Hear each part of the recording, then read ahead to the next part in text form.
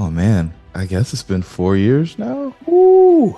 Experience, and maybe they don't get all five, but they get the majority of them. So many people who are building things to sell them. There's so many people who want to figure out how to get to an exit. Everybody that I talk to that have exited, whether it's for $1 billion or a couple of million, they all have a very similar story. Recording these and distributing them to the masses. There's a difference between a dream chaser and a dream catcher. Hey everybody, Matt Haller, and today I get to do something that I absolutely love to do, which is to not be actually interviewed. I'm the one doing the interviewing with my great friend, Jerome Myers. Now, one of the things that's very interesting as you progress in the world of podcasts is you look back and realize what you didn't do. And Jerome has got all sorts of episodes of this show specifically. But as we were talking this morning, he realized he never had really an origin episode. So we're going to start talking about the origin of this entire philosophy of the podcast that he's running right now. And then we're going to talk about a pivot. All right, Jerome, welcome to your show. It's so interesting to be on this side of the mic, man. I know, man. Yep. You get so much joy from interviewing folks and just being curious about their journey. And that's what we've been doing for, oh man, I guess it's been 4 years now. Ooh, kind of wild. It's kind of wild. Where did it begin? Why in God's name 4 years ago did you get behind a microphone and think that this was a good idea? Well, so before this, we were doing something called a tribe call, and I would get people onto freeconferencecall.com on a Tuesday evening, and we just go through somebody's story. And the goal was to create inspiration, direction, and offer a little bit of education, because there were a lot of people on the same journey. And, you know, one day I was like, man, let's start recording these and distribute them to the masses. And so I did everything wrong. I went on SoundCloud, and it's still, some of those decisions still impact me today, but I went on SoundCloud, got my little thing set up, and I started uploading the stuff, and there was no intro, there was no outro, there was no mid-roll, there was no editing, and it was just a mess, honestly. And then we refined, and as things progressed, we got better and better. But man, it was just this desire to give people some positivity, to give them exposure to things that were possible for them. And I think that's just been a consistent theme and message for our company is, you know, once you see something, you can't unsee it. And so how can we expose as many people as possible to the things that could actually happen for them? Well, so from humble origins, right? How many episodes do you have now? Got to be knocking on 200. I don't know the exact number. I probably should have checked before we hopped on today. But, you know, I'm so fortunate that once I record it, I don't see it again until it's all done. And that for me is one of the things that is really exciting, because I remember I used to edit every episode myself when we started editing them. And it took me about 3 hours for every hour of content. Yep. I remember those days with our stuff too, my friend. That was a humbling experience when you're the one doing all of the interviews, all of the post-production, all the show notes. Yeah. But the fun part about it is, for those of you who are listening, who've been on this journey for the last 200 episodes, you have seen the evolution. And really what we're talking about now is the next phase of evolution, not just in content for this show, but really for a lot of the products and services that Jerome and his company are going to be offering everybody. So there is the foundation, motivational, educational, and a possible, so people could see the possibilities in their life. A conference call to a highly produced, very well edited video component, unbelievable guests, intro, outro, mid-roll ad, all of those sorts of things. The feeling of the content has still changed. Are we expecting that the feeling of this content, this new direction, is going to change that? Or are we still going to have those philosophical underpinnings? No, I think those things are always going to be a part of what we do, Matt. But I do think that there's another level. You and I talk about there being no level 8 all the time, which is an inside joke that eventually we may share with the listeners of the podcast. But there's another level. And the more successful I become and the more exposure I get and the more things I can't unsee, I feel like I've got a duty, even an obligation to share it with the folks who are on this journey with me and the new folks who come in because we're growing. And I think they should get the opportunity to see what we're finding out as we go around the world looking for the people who are actually the thought leaders on the things that most of us don't actually give much thought. So it's my fundamental belief that many of us are programmed. And in that programming, we go on autopilot for over 90% of the decisions that we make. And there are some people who I've been running into who fundamentally think about the world a different way. And they keep me asking the question, when did I decide who I was going to be?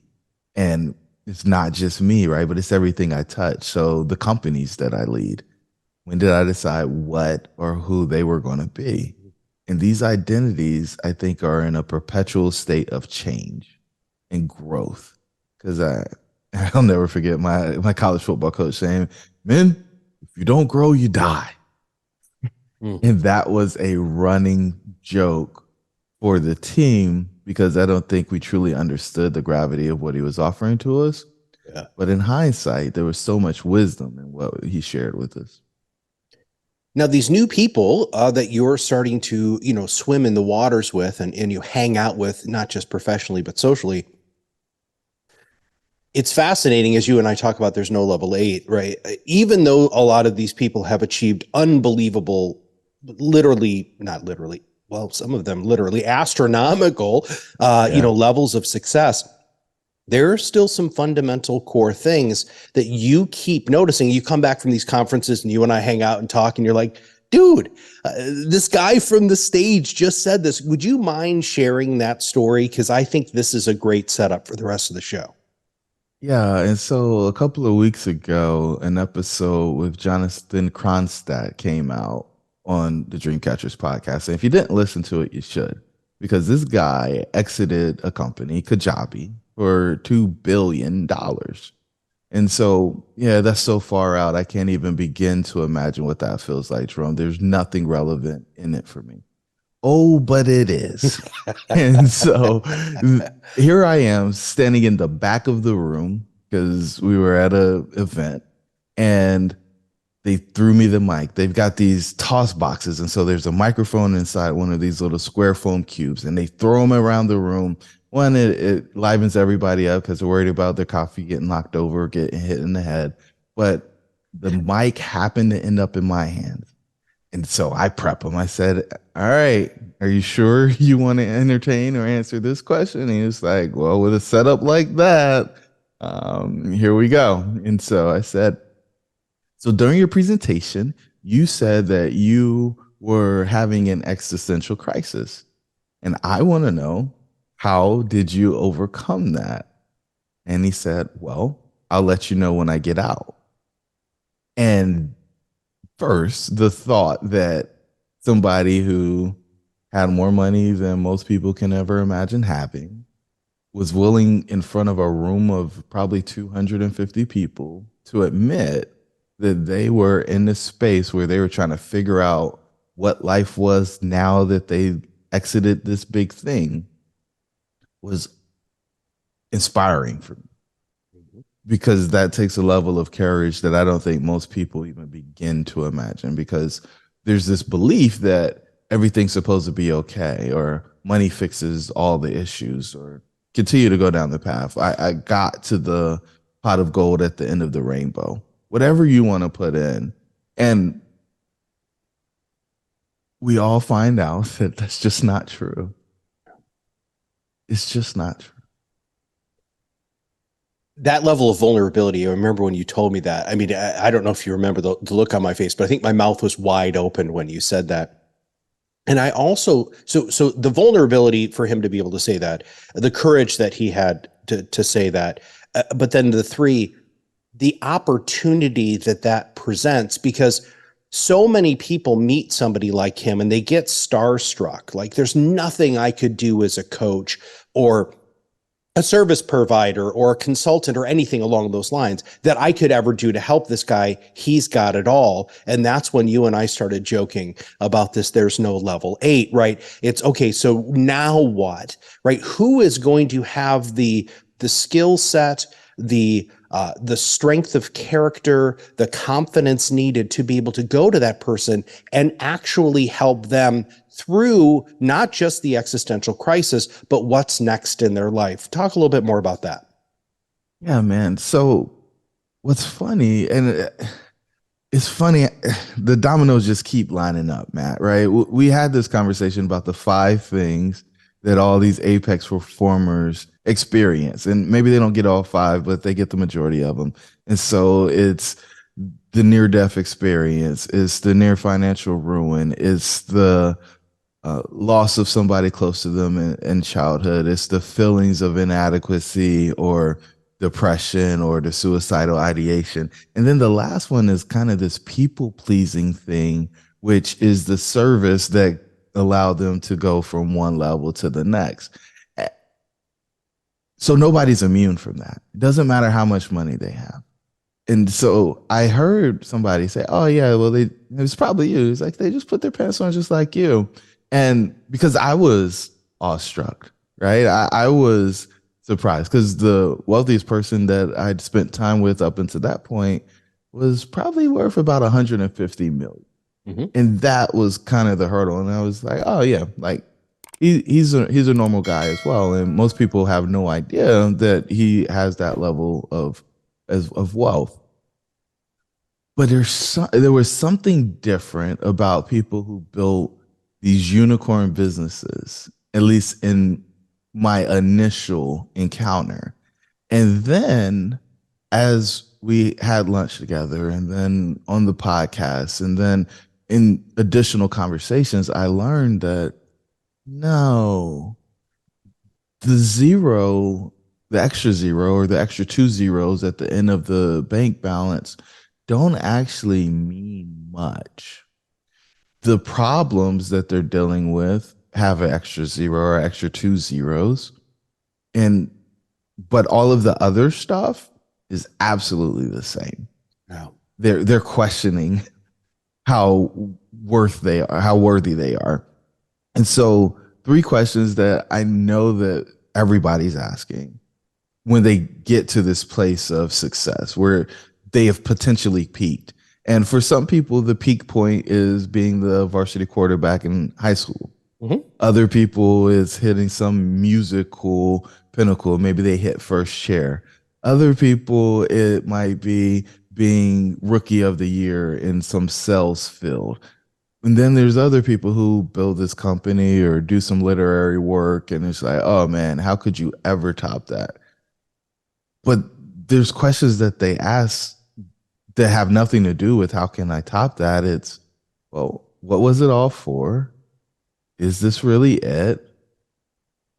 And what now? Yeah. What now? Because I don't have to do that anymore. Something that he said during the interview, which to me is the most telling thing about most of the people who've achieved that level of success was, Jerome, everybody wants to talk to me now, but they don't want to talk to me over the last 15 years of all the failures that I had and all of the incremental steps that I took to be able to get Kajabi to, the whatever billion, billions plural valuation. And I think that's one of the reasons why this is so important, because you personally have been going through this. You have helped so many other people through this. You just haven't always, like you said, the wealthiest person is 150 million. Well, this guy just has another 0, but he's still just a normal everyday person who's on this planet that's spinning around the sun and in this galaxy and all of that sort of stuff. So what do you do with these people? How are you, 1, approaching them, and 2, what are some of the core things that you're going to start helping people with kind of this new direction of this show and your business specifically? Yeah. So I think we'll go to the show first. And I think the first thing we did was change existential crisis to exit crisis Yeah. because I can't spell existential. So, look, man, I think there's so many people who are building things to sell them.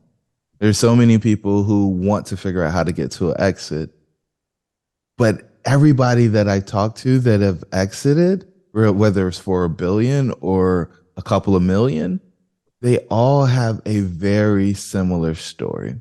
And so I want to highlight the things that aren't just the grandiose, oh, well, I got my Rolex or I got my AP or I got the new exotic car or we went on vacation for 6 months. Like all that's great, but that has very little to do with quality of life.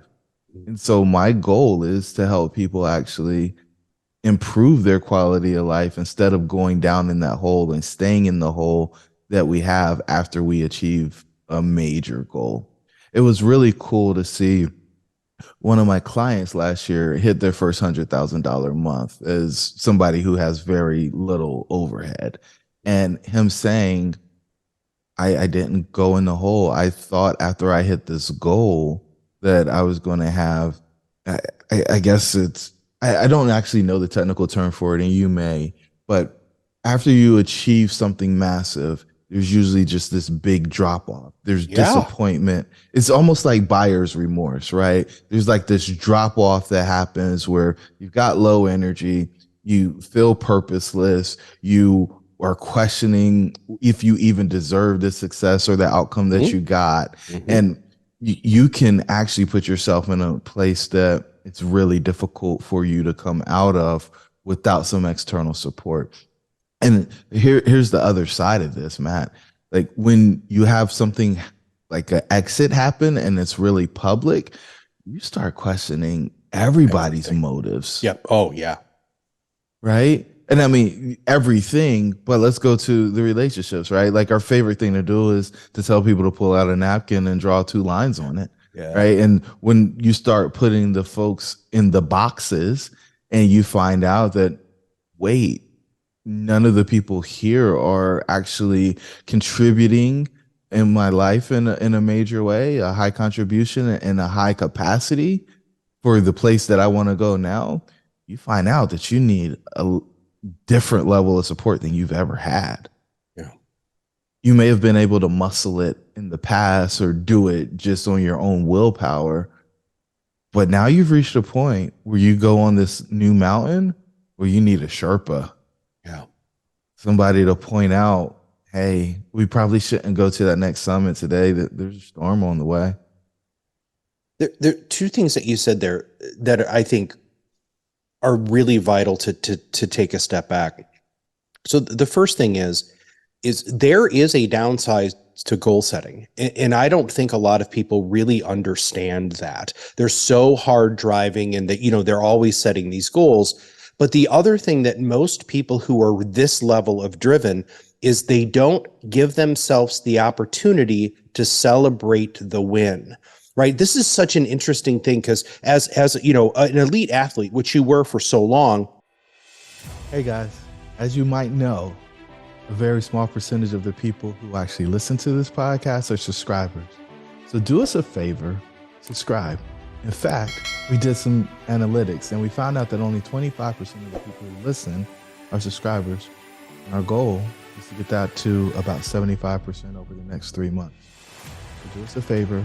Hit the subscribe button so you get notified when our new episodes come. We plan to bring immense value to you guys going forward as we continue to improve the content that we create at Dreamcatchers.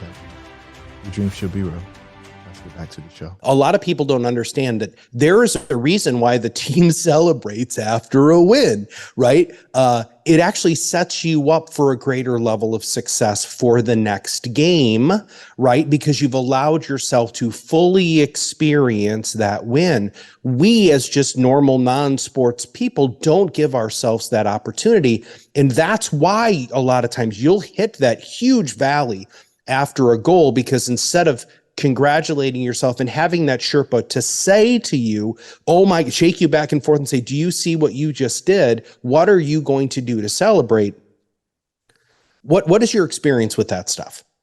So I call it locking it in. And so I think about a step. And so there's the rise and then there's the horizontal journey. There's a rise and a horizontal journey. If you don't lock in, if you don't do the horizontal journey, then it's almost like you're just trying to skip steps or just jump up steps. And what happens when you jump up steps is you slide back down. Yeah. And so we want to lock in the incremental growth so that you just settle back to the place of locking in if you try to go to a new level and you aren't able to do that successfully. Yeah. I fundamentally believe that the majority of people are numbing their emotions. They don't want to feel the lows, so they don't feel comfortable allowing themselves to experience the highs. And I think that is one of the greatest atrocities that has become common practice for folks. And you know, they may say, oh, well, I don't need to do that. You do. Yeah. You do, because what we see is when you don't do that, then you start doing these adrenaline focused activities that are extremely dangerous. Mm. And you're just trying to feel something at some point when you go on and numb things for an extended period of time. And so, well, and your insurance company is going to get really pissed now that you're worth, $10 billion. They're not going to underwrite you. In fact, there's a movie about that. So when I was a coach many, many years ago, my clients used to get really frustrated with me, Jerome, because when we would set a goal, one of the things that we would always have to build in is an emotionally anchoring reward. And that emotionally anchoring reward was generally something that was experiential, but had an experiential reminder. And I'll give you a good example. So one of my clients wanted to make $1 million or whatever. So we helped him get to $1 million because, of course, that's when they're going to be happy, right? And so when he made $1 million, he wanted to go ahead and take his wife on this very, very specific trip. And so they made it. They booked the trip. And my assignment for him was, I need you to pay somebody, a local, because they're all everywhere, to take a picture of you. And I want it to be the greatest place right after you had the best time, right? And so he got back and he was like, Matt, I got like 50 of those pictures. I was like, of course you did, right? Because they're locals everywhere trying to take your picture because you give them like $5 for it, right? And he's like, okay, so I got the picture. He showed me the picture. And Jerome, you should have seen the look on this dude's face. I mean, it was unfettered happiness and joy. I said, so here's what you're going to do. You're going to frame that picture. It's going to be big, like an 8x10, not like a 12x24, 8x10. And you're going to have it in a location that not only you can see, but your clients can see also. He's like, what the hell are you doing? I was like, just trust me here. Just shut up and do it. I was a great coach, right? And so we're 3-4 months later, and he said it happened. And I was like, it did, really? It took this long? He's like, well, I remember to tell you that it happened. I was like, okay, so what happened? He said, one of my clients asked about the picture. I said, okay, what did that do for you? And he said, Matt, I was flooded with joy. I was taken immediately back to that specific situation, spending that time with my wife and remembering that I achieved the goal. Those are those little itty bitty things that those of us, those Sherpas that you can work with, know those brain hacks to make it so that success can last a lifetime, but still make you want to drive for more. What do you think about that, my friend? I think it's phenomenal. And it's funny because for folks who don't have any traumatic brain injuries or memory loss issues, they feel like they don't need to have these experiences. And look, man, the majority of my memory between my senior year in high school and the year after I graduated college was erased in a car accident. So this thought, this idea, this concept that, oh, well, I don't need to capture any of these moments is one that's false. And I think you're just trying to isolate yourself or protect yourself, because if you remember the good, then you're scared you're going to remember the bad. And again, it's just this numbing thing in order to, I guess, stay even kill. But I don't think there's tremendous value in that. In fact, I think you're doing yourself a disservice. Yeah. You might be harming yourself by doing that. And so let's be clear, there's something to be said for being in a space where you're not extremely stressed all the time. Yeah. Right. And Yeah. this is where I believe this behavior evolves from, because oftentimes income is erratic when you're starting out on a thing and you're placing these bets, and you don't want to be in a space or a place where if you bet wrong, you go in the tank. But guys, let's be clear, it's going to happen anyway. Like every time you go to a new level, you're going to eventually find your edge if you're pushing. And sometimes you're going to step off. But as long as you're clipped in, you don't die. And so that means you can get back up and continue to go and learn from that mistake that you made intentionally or unintentionally. Here's the thing though, having a Sherpa with you will keep you from making a lot of those mistakes because they've seen other people make them or they've made them themselves. Yeah. I was taken aback because I ran across an old episode of Andy Frisella and Ed Milet talking. And they were saying, oh, yeah, well, if you can't do it, then you should go be a teacher or a coach. And I smirked because they were in a place where they were launching their education brands. What the heck, man? And they were like, oh, well, only 5% of my money comes from this part of the thing. I'm running a real business. And I was like, that's really short-sighted. And I'm sure that what you did in order to get there, either you had a coach and you're not giving credit for that, or you made all of the mistakes on your own. Both of them, I think, are rooted in ego, right? Why would you need to touch the stove to know that it's hot if somebody else told you it's hot? Yeah. Outside of the experience of wanting to know what hot actually feels like. And that is, to me, just an example of somebody demonstrating those very, I call it adrenaline junkie behaviors. Mm-hmm. And you get there and then you look up, and if you survived, you've got to elevate that thing to the next level because you're just chasing the dopamine. Right. And here's the thing. If you don't get that under control, eventually you destroy everything you built.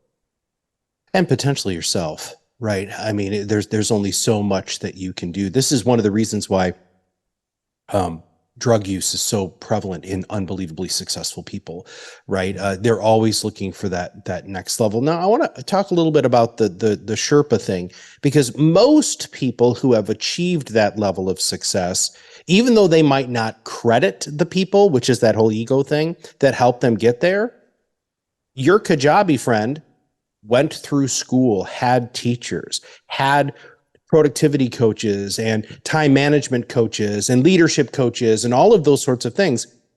And they don't understand that the foundation that these Sherpas built and the bigger and stronger foundation that you build as a highly successful professional will allow you to build a greater empire, right? None of these people have built an empire with one little thing that they're balancing on, which is their own ability to manage themselves. The most successful people are consistently surrounding themselves with people who build a stronger foundation. Why don't you talk a little bit about the foundation while we wrap up this part of this episode? Yeah, man. So our foundation is the red pill, and the first 3 levels are all about stress reduction, self-image, relationship, and work. And so our goal there is to turn down the stress so people stop the self-destructive habits. Those self-destructive habits negatively impact level 4, which is health.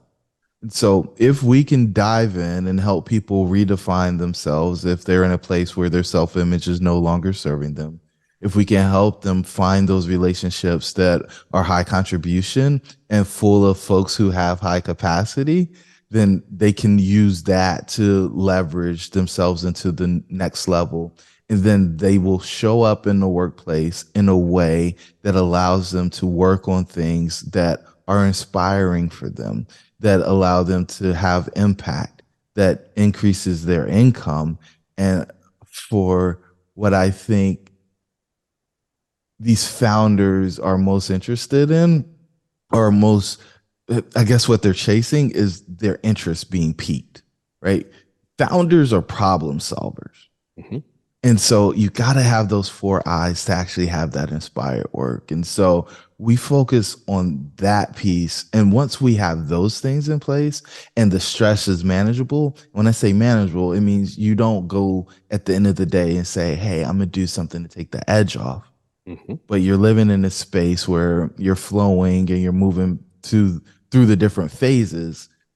You can build something really special on with the top three levels being health, prosperity, and significance. But if you don't have a steady, stable foundation in those first three levels and your stress is wonky, boy, can you end up in a mess. Yeah.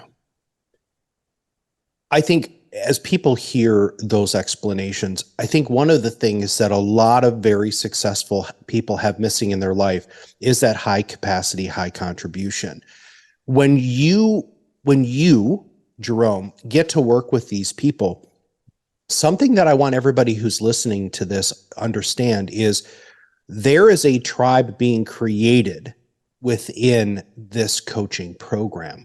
And so you will be able to meet other people like you who have that gap in high capacity, high contribution, and you might be able to help them fill that gap because you have walked that walk. You've achieved these levels of success. You have lived the life that they've lived. Because Jerome and I talk about this all the time. It's lonely being successful. It's really lonely. And many people are like, oh, that's fine. I've got the money. Listen, it's still lonely, right? So what do you need to do to be able to not only recenter yourself and get your foundation built, but what do you need to do to maintain that level of performance? And in my opinion, you need to go ahead and you need to engage Jerome. So Jerome, I know this is your podcast, but I don't know how often you say this. How often do you share on this show what is the best way for people to reach out to you if they want to know more about this elite program?